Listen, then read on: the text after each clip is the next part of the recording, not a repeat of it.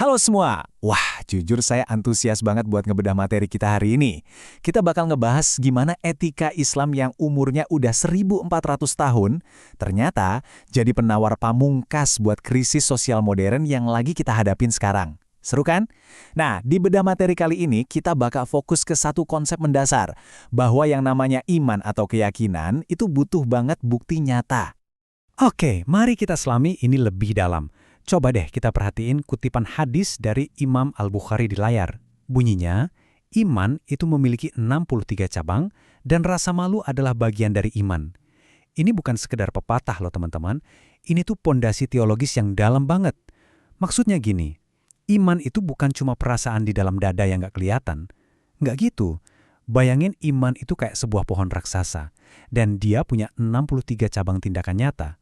Jadi, kalau akar keyakinan kita kuat, pastinya bakal numbuhin cabang-cabang perbuatan di dunia nyata kan? Nah, dari 63 cabang itu, hari ini kita bakal fokus ke 5 hal pokok aja. Pertama, bukti nyata sebuah keimanan. Terus kedua, memenuhi janji dan kepercayaan. Ketiga, wujud nyata syukur nikmat. Keempat, menjaga lisan dari fitnah. Dan yang kelima, menutupi aib di era digital. Kelima poin ini bukan cuma teori ya, tapi benar-benar panduan pamungkas buat kita bertahan hidup dan punya interaksi sosial yang sehat di zaman sekarang. Kita masuk ke bagian pertama, bukti nyata sebuah keimanan atau tangible proof of faith. Intinya di sini, keyakinan itu selalu nuntut bukti konkret yang bisa dilihat dan dirasain langsung dari apa yang kita lakuin sehari-hari. Dan ini tergambar dengan sangat brilian di materi rujukan kita. Lihat deh, 3 pilar inti yang nggak bisa dipisahin ini. Akidah, syariah, dan akhlak. Ini ngebuktiin kalau keyakinan dasar atau akidah kamu itu otomatis harus memproduksi tindakan nyata alias syariah yang ujung-ujungnya ngebentuk karakter moral kamu yang baik yang kita sebut akhlak. Kepribadian yang utuh tuh butuh ketiganya berdiri barengan. Kalau ada satu aja yang hilang, kayaknya klaim keimanan seseorang patut dipertanyakan deh. Lanjut ke bagian kedua, memenuhi janji dan kepercayaan, fulfilling promises and trust. Ini dia nih, fondasi dari semua interaksi manusia. Kenapa? Karena reputasi kita tuh 100% dibangun di atas kata-kata yang keluar dari mulut kita sendiri. Nah, yang menarik dari sini adalah, kalau kita bedah akar kata dari akad secara bahasa, akad itu artinya janji atau ikatan yang kuat banget. Ini negesin kalau nepatin janji itu bukan hal yang opsional, melainkan kewajiban mutlak. Malahan, nepatin janji itu jadi indikator paling jelas buat ngebedain mana orang yang beneran beriman dan mana yang sekedar munafik karena nggak bisa megang amanah. Terus, apa sih manfaat praktisnya? Coba lihat poin-poin ini. Orang yang selalu megang omongannya tuh pasti dapat gelar muttaqin atau orang bertakwa. Terus secara natural mereka bakal lebih dipercaya, didukung banyak orang, dan hidupnya jauh lebih sukses dan aman.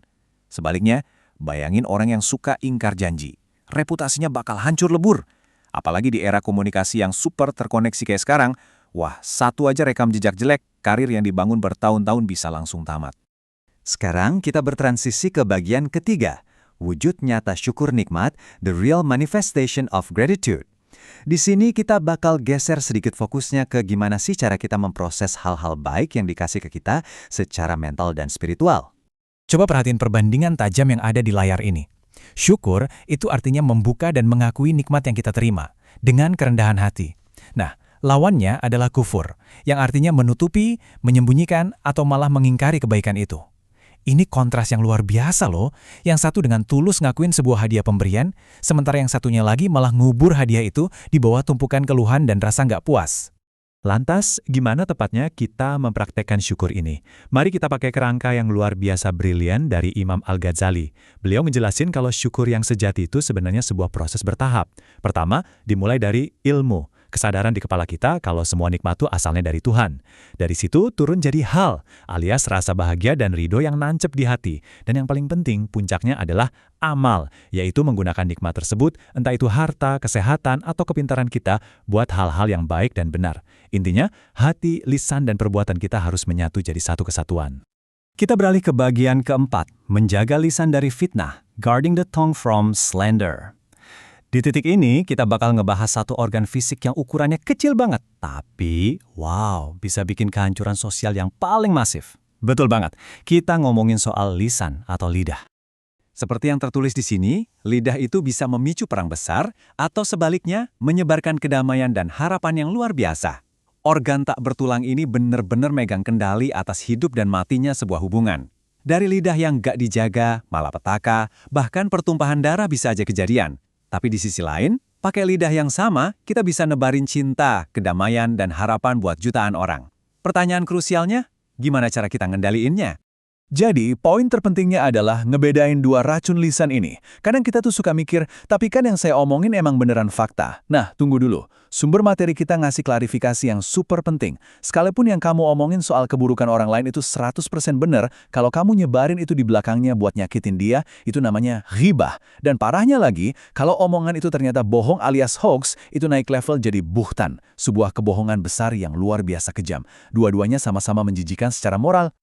Untuk mencegah itu semua, coba deh kita aplikasikan panduan praktis dari sumber rujukan kita ini. Anggap aja ini semacam aturan main atau pedoman utama buat punya hubungan sosial yang sehat.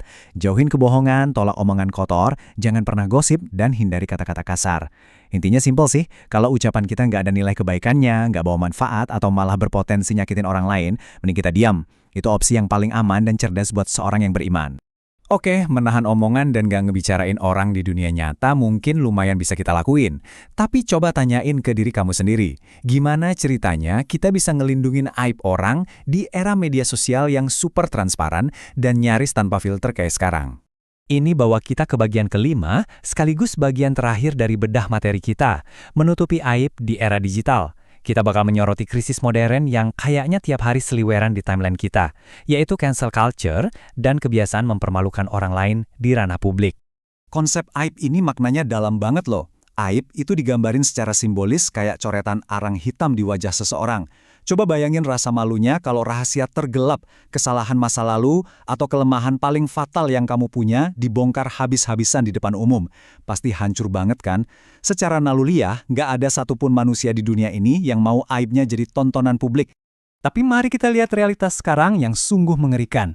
Teks rujukan kita dengan tajam nyorotin gimana platform media sosial kayak WhatsApp, Twitter, dan Instagram, termasuk juga acara gosip infotainment, itu seolah menormalisasi tindakan mengumbar aib orang lain. Persaingan bisnis atau sekedar rasa iri hati, sekarang bisa disulap jadi senjata pembunuh karakter cuma modal jempol. Hidup orang bisa langsung hancur, karir lenyap, dan martabat runtuh seketika cuma karena teknologi dipakai tanpa ada kompas moral.